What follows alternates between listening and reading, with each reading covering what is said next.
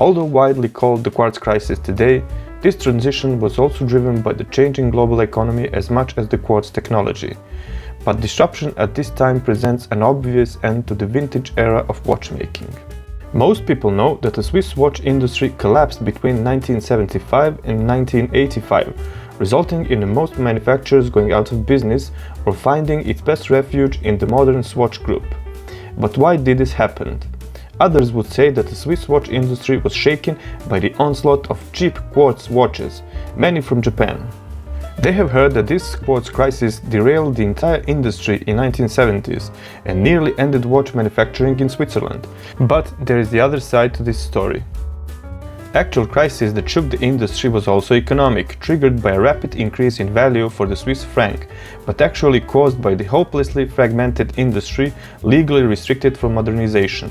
Although Japanese and American suppliers of quartz watches made this economic crisis worse, technology was not the driving force as it was previously thought, and many high-end manufacturers survived the crisis, laying out the foundation to the modern luxury watch industry. After decades of rise and fall, the Swiss government and industry joined together to put an end to overproduction and competitive price wars. But these moves, adopted in 1930s, also reduced the intention to modernize production and distribution of watches. In fact, they might have spelled the end of the industry entirely if the world was not immediately plunged into a decade of war. And conveniently, it was. After the World War II, global exchange rates were locked in place by the agreement signed at Bretton Woods. The value of the Swiss franc remained artificially low for 2 decades, allowing Switzerland's watch industry to prosper without adopting the verticalized mass production that transformed the world in the 20th century. Although they were aware of this perilous situation, the industry did little to prepare for international competition and floating exchange rates. But what is the Bretton Woods system? The Bretton Woods system of monetary management established the rules for commercial relations among the United States, Canada, Western European countries, and Australia among 44 other countries after the 1944 Bretton Woods Agreement. The Bretton Woods system was the first example of a fully negotiated monetary order intended to govern monetary relations among the independent states. It also envisioned a greater cooperation among countries in order to prevent future competitive devaluations, and thus established the International Monetary Fund, the IMF, to monitor exchange rates and lend reserve currencies to nations with balance of payments deficits. Already down due to these economic factors, the Swiss industry then faced a new challenge: quartz. American and Japanese electronic companies rapidly reduced the cost of quartz watch components. Above all, integrated circuits, quartz crystals and stepper motors. Although Switzerland had competitive technology from the start, they could not compete with the global electronics industry and were forced to source these components from outside the country. It was that the hundreds of specialist component factories in the Swiss Jura felt the impact of quartz even as the Swatch sold millions units globally. This sequential crisis pushed Switzerland out of the low-priced watch market entirely. Japan emerged as the global supplier of the mass-produced watches, but high-end and complicated watches retained some demand even in the 1980s. Thus, it is no surprise that the entire Swiss watchmaking industry collapsed once the Bretton Woods system failed in the 1970s. With the franc rising rapidly, Swiss watches were no longer competitive on the international market, and dispersed Swiss factories were not able to reduce costs through the centralized mass production. Well, before we continue with its history, it's important to understand the basic design and function of a quartz watch. A quartz watch works on an electronic or electromechanical basis, and it's usually powered by a battery. A circuit causes the quartz crystals, which specify the rate of oscillation in a watch, to vibrate. On the other hand, in a mechanical watch, the balance wheel would perform this function. These oscillations are highly uniform at a standard of 32,768 Hz, which is significantly higher than that of mechanical watches, which explains the extraordinary precision of quartz watches. A quartz watch loses about 0.5 seconds per day, whereas a mechanical watch may lose up to 50 seconds and more a day. In the early 1950s, a joint venture began between the Elgin Watch Company in the United States and Lippe of France to produce the electromechanical watch, one powered by a small battery rather than an unwinding spring. It laid the groundwork for the quartz watch. Although the Lippe-Elgin enterprise produced only prototypes, in 1957 the first battery-driven watch was in production, the American-made Hamilton 500. In 1954, Swiss engineer Max Hetzel developed an electronic wristwatch that used electrically charged tuning fork powered by 1.35-volt battery. The tuning fork resonated at precisely 360 Hz and it powered the hands of the watch through an electromagnetical gear train. This watch was called the Accutron and was marketed by Bulova starting in 1960. Although Bulova did not have the first battery-powered wristwatch, the Accutron was a powerful catalyst, as by that time the Swiss watch manufacturing industry was a mature industry with a centuries-old global market and deeply entrenched patterns of manufacturing, marketing and sales. So later in the 1950s and early 1960s, both Seiko and a consortium of Switzerland's top watch firms, including Patek Philippe, Piaget and Omega, fiercely competed to develop the first quartz wristwatch. In 1962, Centre Électronique Horlogère (CEH), consisting of around 20 Swiss watch manufacturers, was established in Neuchatel to develop a Swiss-made quartz wristwatch, while simultaneously in Japan Seiko was working on their own. Seiko and CEH of Switzerland submitted quartz wristwatch prototypes to the Neuchatel Observatory competition in 1967. Switzerland and Seiko competed fiercely to develop the world's first commercialized quartz watch in ensuing years. In December of 1969, Seiko released the Astron, the world's first quartz watch. Most say that this is the day when the quartz crisis started. This was a victory for Seiko, but only by a small margin. Bulova, Universal, Omega, CEH Rado and several other companies exhibited analog quartz watches at Basel World in April of the following year. The first Swiss quartz analog watch, the Ebouche SA Beta 21, arrived at the 1970 Basel Fair. The Beta 21 was released by the numerous manufacturers including the Omega Electro-Quartz. On 6th of May 1970, Hamilton introduced the Pulsar, the world's first electronic digital watch.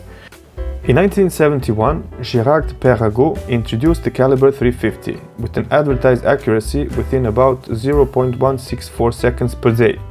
It had a quartz oscillator with a frequency of 32,768 Hz, which was faster than previous quartz watch movements and has since become the oscillation frequency used by most quartz clocks. Omega then followed and in 1974 introduced the Omega Marine Chronometer, the first watch ever to be certified as a marine chronometer accurate to 12 seconds per year, using a quartz circuit that produces 2.4 million vibrations per second.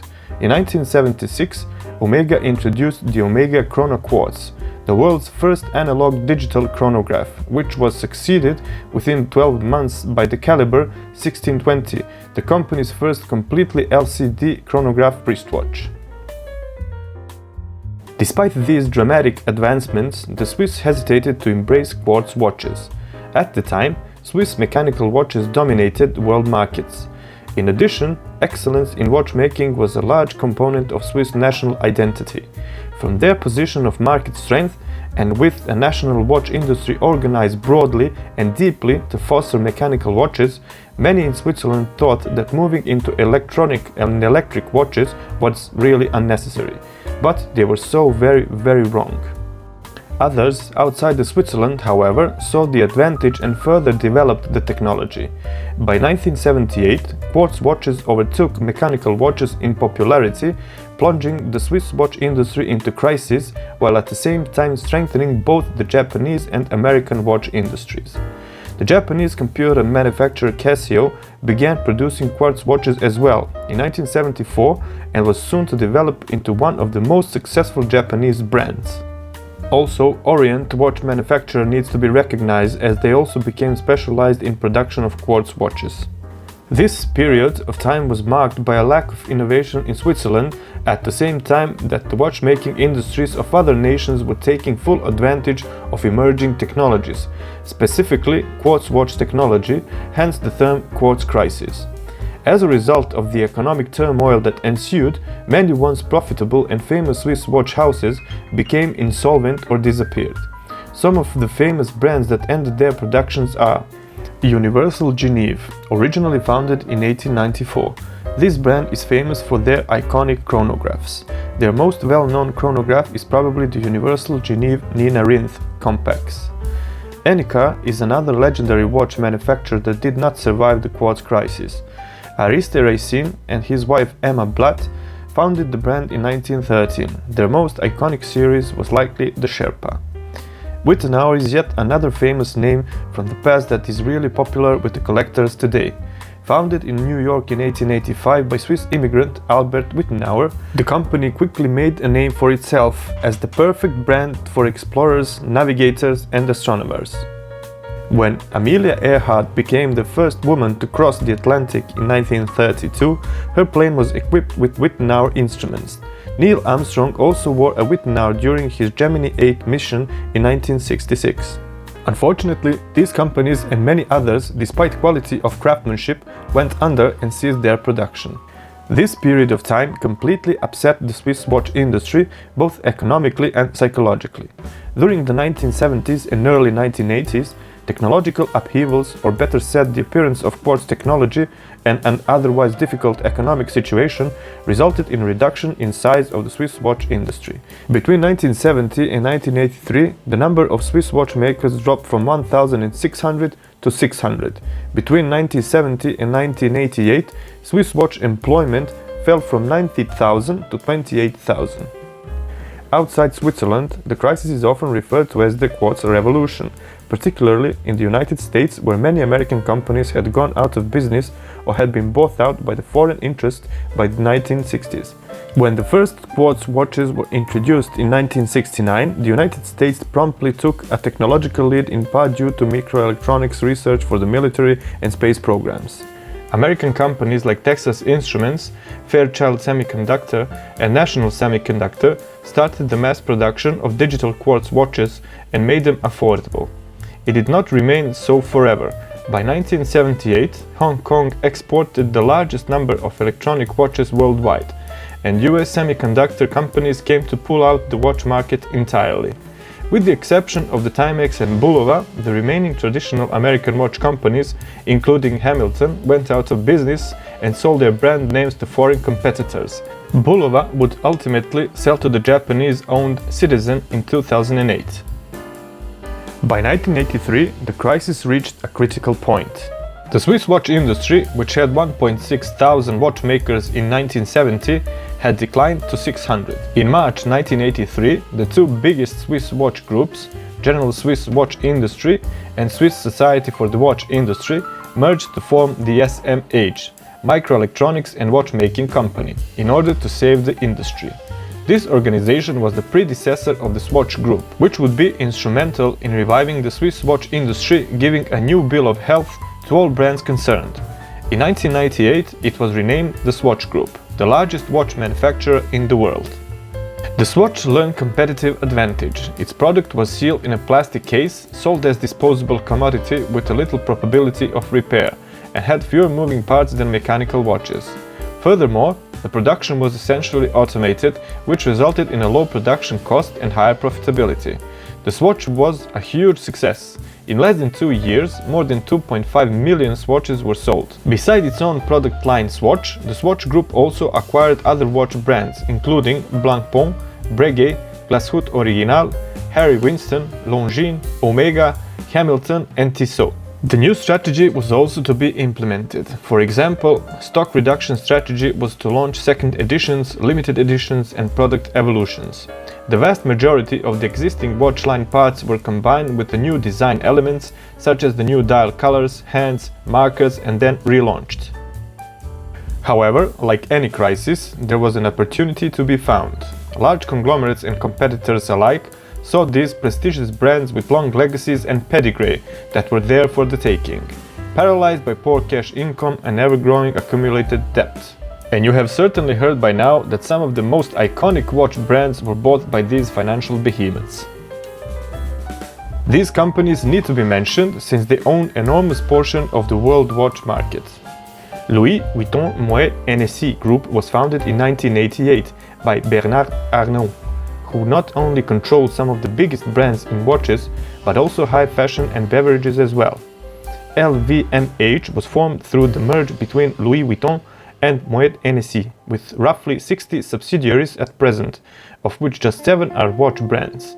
Most notably are Bulgari, Hublot, Tag Heuer, Zenith, and most recently Tiffany & Co. Richemont Company, one of the largest companies on the Swiss market index, founded by Johann Rupert in 1988. Richemont was essentially a business with a dedicated focus on luxury goods. In a series of complex acquisitions and holdings between 1988 and 1989, Richemont acquired a majority stake in Rothmans Group, which included Cartier, Montblanc, Bon & Mercier, Piaget, and several other luxury brands. In comparison to the Swatch Group and LVMH, Richemont's appetite for acquisitions was much stronger. In the 1990s, they acquired both Vacheron Constantin in 1996 and Panerai in 1997. Just years later, in 2000, Richemont acquired Jaeger-LeCoultre, IWC, and Alain Guesone, before purchasing Fabrique d'Horlogerie Minerva in 2006, securing some long-standing manufacturing prowess. Minerva, or Minerva, was a tiny company with just 22 employees at the time. They specialized in the development and manufacturing of high-end mechanical movements. This purchase ultimately led to a partnership with Montblanc. On the other hand, the quartz revolution drove many Swiss manufacturers to seek refuge in the higher end of the market, such as the Patek Philippe, Vacheron Constantin, Audemars Piguet, and Rolex. Mechanical watches have gradually become luxury goods, appreciated for their elaborate craftsmanship, aesthetic appeal, and glamorous design, sometimes associated with the social status of their owners, rather than as simple timekeeping devices. Many may blame the quartz crisis for the fall of Swiss watchmaking in 1980s, but we may see it as the catalyst of what was only inevitable. The hard truth that what had been acceptable was no longer sufficient and change was necessary. Those brands that understood this took the hard choices and forged a new path. Based on their specific strength, went on to great heights. While all of these groups that we mentioned throughout this video are now massive entities that cover the globe, we can see that there have been a few key players that have made a real difference in their trajectory. Today, these conglomerates play a more vital role than ever in the world of watchmaking, as they ensure the continuation of the history that we all love and cherish, and help bring the horology to more people than ever before.